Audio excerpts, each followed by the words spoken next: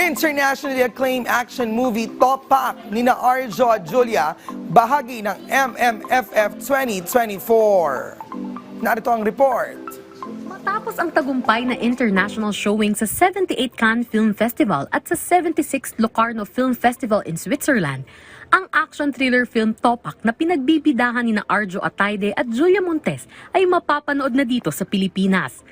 Sa ginanap na presko ng pelikula kamakailan sa isang warehouse na ginamit bilang isa sa mga set ng locations ng pelikula, nagbigay ng pasilip ang cast sa mga dapat abangan ng mga manonood.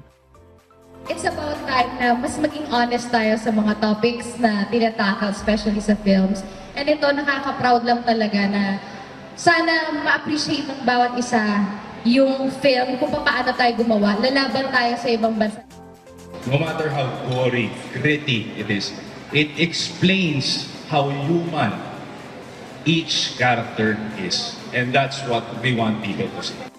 Ang kwento ay tungkol kay Miguel, isang ex-special forces operative na may post-traumatic stress disorder na nagsusumikap na mailigtas ang isang babae na nasa kamay ng isang korap na death squad police na may koneksyon sa drug cartel. Samantala, ibinahagi rin ng direktor na si Richard Somes ang kanyang pasasalamat sa lahat ng mga artistang naging bahagi ng nasabing pelikula.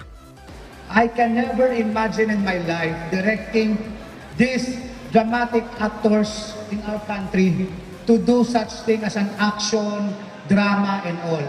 I'm always in awe working with them because 100% ang binibigay nila from the rest of my actors. 100%. Ang Topak ay official entry sa 2024 Metro Manila Film Festival at nakatakdang ipalabas sa mga sinihan sa December 25. Nakatanggap ito ng maganda at positibong feedback mula sa international audience, lalo na sa Cannes at Locarno Film Festival. Kaya inaasahan na maraming Pilipino ang nakaabang na rito. MJ Pereña para sa Talk Biz.